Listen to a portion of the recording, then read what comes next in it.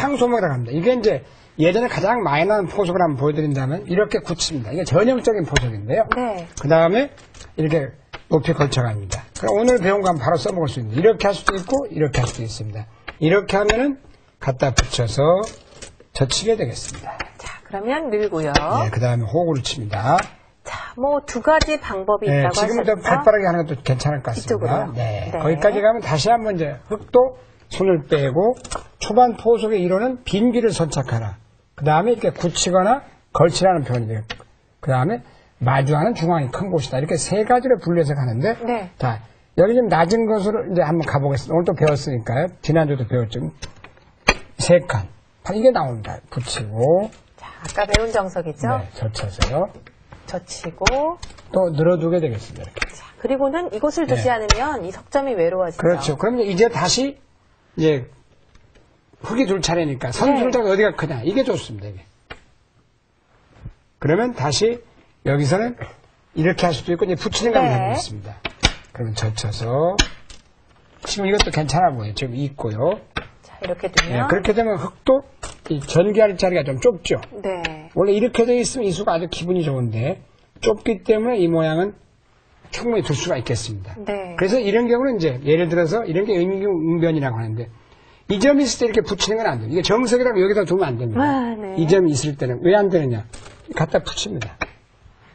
이 점이 협공을 당해서 기분이 나쁘죠. 그래서 이제는 적지만 이렇게 둬야 되고 이것이 없을 때는 이렇게 둬야 되지만요. 그렇습니다. 자, 이게 여기서는 있을 이제 때는 이렇게 두거나 이렇게 두거나 네. 다 둘 수 있습니다. 자유자재인데요. 지금 있을 때는 이렇게 적게 전개해야 되겠습니다. 네. 그러면 마지막 어디가 큰 곳이에요? 이 포석이라는 것은 집을 질 때 기둥을 짓는 것이나 이런 얘기인데 폭을 넓게 잡아야 됩니다. 이쪽이 지금 제일 큰 자리입니다. 가장 큰 곳이고. 왜 그러냐면 자 이렇게 그러니까 상대하고 나하고 마주하는 중앙이 큰 곳인데 이런 자리가 보면은 입체감이 나죠. 네. 얘가 입체감이 나면서 커지면서 이 집이 줄어드는데 줄어들고. 여기를 두 칸을 전개하면 입체감이 줄어들고 이게 커지고 그래서 이게 가장 큰 자리예요. 그러면 다시 또 흙이 둔 다음에는 이런 쪽이 굉장히 큰 자리죠. 마지막 남은 자리라고 볼 때. 네. 여기하고 여기. 그러면 이제 흙도 큰 자리인데 백도 도망가야 되겠죠, 이 자리가. 이게 빨리 도망가야 됩니다. 그럼 흙도 마지막으로 뭐 이런 정도. 이런 정도는 여기까지 갈 수도 있겠고요. 네. 지금 뭐 이런 정도도 알기 쉬우니까 너무 좀 중복이라면 이런 정도. 네. 이렇게 되면 포석이 끝난 거예요. 네, 아주 예쁜 포석의 한 판인데 지금부터는 전투에 돌입을 하게 되는데 이 집이 100집이 있고 여기가 100집, 100집이 세 군데고 흙은 여기가 집, 여기 집, 여기 양쪽에 조금 집이 있고 그래서 이제 포석이 끝나면 중반 전투로 돌입하게 되겠습니다. 네. 또 다른 유형을 한번 보여드리죠. 이번에는 화점과 소목을 같이 예, 써볼까요? 그렇게 한번 해서 보여드리면 더 이상적일 것 같습니다. 그래서 바둑은 우리 하나씩 배워가면 네. 가장 날로 빨리 늘고 그리고 가장 또 상수 본인한테 배웠던 바둑을 빨리 이기는 게 바둑입니다. 스승을 빨리 이기는 경우가 자 이렇게 소목을 가겠습니다. 그러면 다시 이렇게 굳히는 거 있고 공부를 하기 위해서는 뭐 이렇게 네. 걸쳐갈 수도 있겠습니다. 자, 이번에는 또 어떤 정석을 써볼까요? 이쪽을 네, 써볼까요? 그걸 한번 해보겠습니다. 오늘 다른 또 유형을 하나 보여드리겠는데 이제까지 있는 것만 설명해 드렸는데 네. 임기응변을 이거 호구 채울 수도 있습니다. 호구 치면 역시 백도 이렇게 두고요. 네, 똑같은 백은 똑같습니다. 흙은 네. 여기까지 간다. 그래서 이런 모양은 이제 발빠르게 간다고 그러는데 이으면은 여기까지 두고 2립 3전이다. 여기가 도 있을 때는 여긴 좁습니다. 이렇게 한 칸 더 가고 싶으면 이렇게까지 두는 것이 좋습니다. 네. 그럼 백은 다시 이제 걸쳐가게 되겠죠.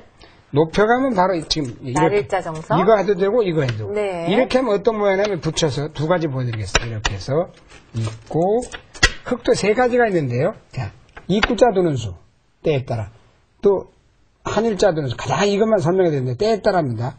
이렇게 두는 수 세 가지 방법이 있는데 제일 견실한 방법은 확실한 방법은 이겁니다. 이렇게 가장 좋죠. 그러면 백이 그렇게 두거나 이렇게 두거나 그럼 또 전혀 딴 얼굴이 나오죠. 그러면 반대로 흙이 이제 날일자로 두면 또 다른 포석이 됩니다.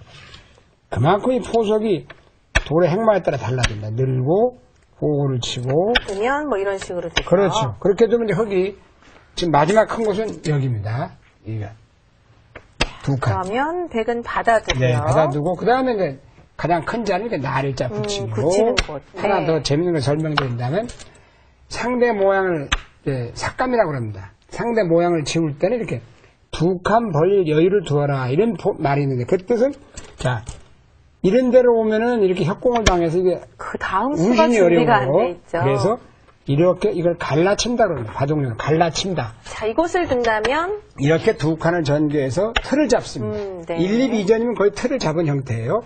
반대로 여기를 다가서도 이쪽으로 다가서게 되면 틀이 잡힌 형태입니다. 그리고 나서 둔다면 뭐 이런 정도 하나 두면 포속 완료입니다. 네. 포속은 길으면 30도, 짧으면 뭐 20에서 넘어가도 끝나는데 지금 이 정도면 포속이 끝나고 이제 중반의 전투에 돌입하게 되겠습니다. 지금 사실은요. 네. 한 판만 더 보여드릴까요? 그래서 이렇게 두면 어렵지가 않습니다, 사실. 그래서 포속을 이렇게 잘만 하면은 두기가 굉장히 편하죠. 자, 화점을 했습니다. 이제 소목대 화점도 한번 해보겠습니다. 양화점이죠. 자, 이게 향소목대 양화점은 세력대 실립니다. 자, 이거 가장 재밌는 포석의 요령을 한번 보여드려요. 젖히고. 유명한 포석이 있죠? 예, 이쪽도 걸쳐갑니다.